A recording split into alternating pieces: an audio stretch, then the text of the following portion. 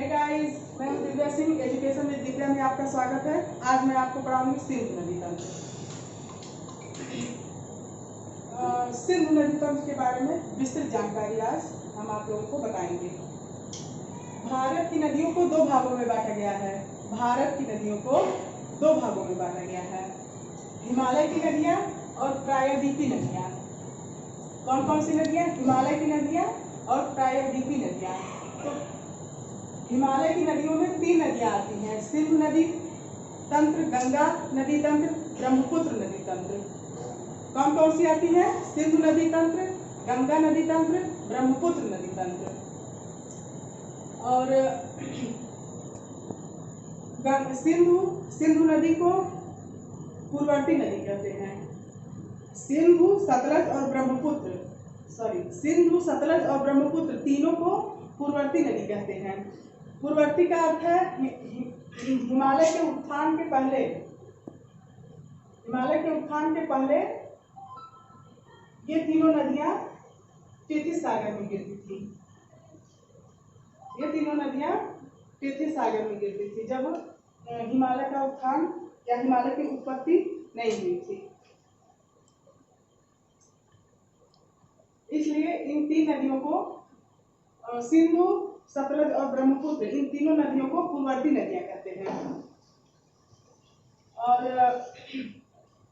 भारत और पाकिस्तान के बीच सिंधु नदी जल समझौता हुआ था। 1960 ईस्वी में भारत और पाकिस्तान के बीच सिंधु नदी जल समझौता हुआ था। इस समझौते में पश्चिम की तीन नदियां सिंधु, झेलम, चेनाब, इन तीनों का 80% जल पाकिस्तान उपयोग करेगा और 20% जल भारत यूज करेगा।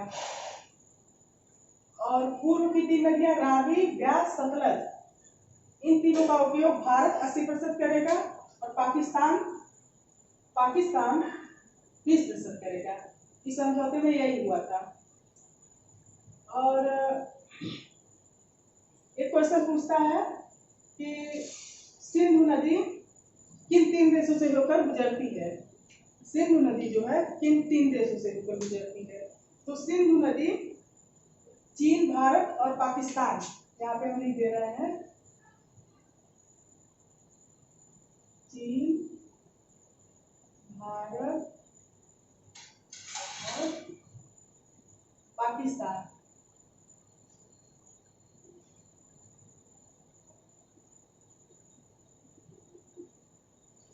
सिंधु नदी तीन देश से होकर गुजरती है, चीन, भारत और पाकिस्तान। और सतलज भी चीन, भारत और पाकिस्तान तीन देशों से होकर गुजरती है। केवल ब्रह्मपुत्र जो है चीन, भारत और बांग्लादेश से होकर गुजरती है। सिंधु नदी तंत्र का उद्गम स्थल। सिंधु नदी तंत्र तिब्बत के मानसरोवर झील के चेमा युंगडुंग ग्लेशियर से निकलती है और यह अरब सागर में जाकर गिरती है। सिंधु नदी तंत्र की 5 सहायक नदियां हैं। सिंधु नदी तंत्र की 5 सहायक नदियां हैं, चेनाब, रावी, व्यास, सतलुज, झेलम। अब हम इन पांचों नदियों का उद्गम स्थल जानेंगे। चेनाब का उद्गम स्थल है हिमाचल के बारालाचा दर्रे से। चेनाब का उद्गम स्थल हिमाचल के बारालाचा दर्रे से है। और झेलम का उद्गम स्थल जम्मू कश्मीर के वेरीनाग झील से है। और रावी और व्यास दोनों का उद्गम स्थल हिमाचल के रोहतांग दर्रे से है। और सतलुज का उद्गम स्थल तिब्बत के मानसरोवर झील के राकस ताल से हुआ है।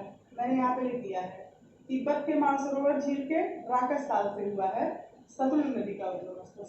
यह जाके अरब सागर में गिरती है। सिंधु नदी की कुल लंबाई जो है 2880 किलोमीटर है। कितनी है? 2880 किलोमीटर है।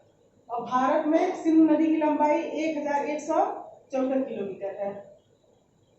सिंधु नदी को तिब्बत में सिंगी खम्बान या सेरमुख कहते हैं। सिंधु नदी को तिब्बत में क्या कहते हैं? सिंगी खम्बान या सेलमुख कहते हैं। और सतलुज नदी को लाकचेन खम्बान कहते हैं। सतलुज नदी को तिब्बत भाषा में लाकचेन खम्बान कहते हैं। सिंधु नदी की अन्य छोटी छोटी सहायक नदियां हैं, जैसे बाएं तट पर श्योक, सिंगार, गिलगित, यह सिंधु नदी की छोटी छोटी सहायक नदियां हैं और यह बाएं तट पर है। ठीक है। और सिंधु नदी की सहायक नदी जो दाएं तट पर है उसका नाम है काबुल, कुर्रम और गोमल। कौन कौन सी है? काबुल, कुर्रम, गोमल इत्यादि। अब मैं आप लोगों को एग्जाम की दृष्टि से बहुत ही महत्वपूर्ण क्वेश्चन बताऊंगी, आप लोग नोट डाउन करते रहिएगा। जैसे चिनाब जो है, चिनाब नदी किन दो धाराओं के मिलने से बनती है? चिनाब नदी चंद्र और भागा दो नदियों के धाराओं से मिलने से बनती है। और झेलम जो है, झेलम की सबसे सहायक नदी कौन सी है? झेलम नदी की सबसे बड़ी सहायक नदी किशनगंगा नदी है। और सिंधु नदी की सबसे बड़ी सहायक नदी कौन सी है? सिंधु की सबसे बड़ी सहायक नदी कौन सी है? चेनाब है। यह एग्जाम में बहुत बार पूछता है क्वेश्चन। ठीक है। और झेलम नदी जो है शेषनाग झील से निकलती है। और श्रीनगर जो है झेलम नदी के तट पर स्थित है। श्रीनगर क्वेश्चन अगर पूछेगा श्रीनगर किस नदी के तट पर स्थित है, तो श्रीनगर जो है झेलम नदी के तट पर स्थित है। और झेलम नदी जो है बुलर झील से होकर गुजरती है। झेलम नदी कहाँ से होकर गुजरती है? झेलम नदी बुलर झील से होकर गुजरती है। ठीक, तो ऐसे ऐसे क्वेश्चन बनते हैं। और हाँ, एक क्वेश्चन और है, सिंधु नदी जो है लद्दाख और जास्कर श्रेणी के बीच से होकर अरब सागर में गिरती है। अब आपके दिमाग में आया होगा कि लद्दाख और जास्कर क्या है, तो हिमालय के उत्थान के पहले ही ट्रांस हिमालय का निर्माण हुआ था, अर्थात हिमालय की उत्पत्ति के पहले ही ट्रांस हिमालय था। तो ट्रांस हिमालय में तीन श्रेणियां मैंने यहाँ पे दर्शाया है, काराकोरम श्रेणी, लद्दाख श्रेणी और जास्कर श्रेणी। ये है कि काराकोरम श्रेणी, लद्दाख और जास्कर श्रेणी। और जो लेह नगर है वह लेह नगर जो है सिंधु नदी के तट पर बसा हुआ है। लेह जो कहाँ है? सिंधु नदी के तट पर बसा हुआ है।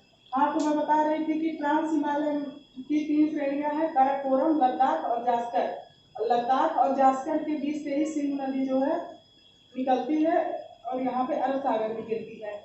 काराकोरम श्रेणी पे ही एक पर्वत है केटू, यहाँ पे देखिए मैंने लिखा, काराकोरम श्रेणी पर केटू अर्थात गार्डिन आस्टिन पर्वत श्रेणी स्थित है। यह भारत की सबसे ऊंची पर्वत श्रेणी है। अधिकतर एग्जाम में कंफ्यूजन हो जाता है कि भारत की सबसे ऊंची श्रेणी कौन सी है, पर्वत श्रेणी कौन सी है। तो भारत की सबसे ऊंची पर्वत श्रेणी केटू अर्थात गार्डिन आस्टिन जो काराकोरम श्रेणी पर स्थित है। ठीक। और अगर पूछेगा विश्व की सबसे ऊंची चोटी, तो नेपाल में है एवरेस्ट। विश्व की सबसे ऊंची चोटी एवरेस्ट है। और अगर पूछेगा कि हिमालय पर स्थित सबसे ऊंची चोटी, कंचनजंगा है। ठीक, तो डाउट क्लियर हो गया आपका। और अगर आपको कोई क्वेश्चन पूछना हो तो हमारे कमेंट सेक्शन में जाके कमेंट कर सकते हैं।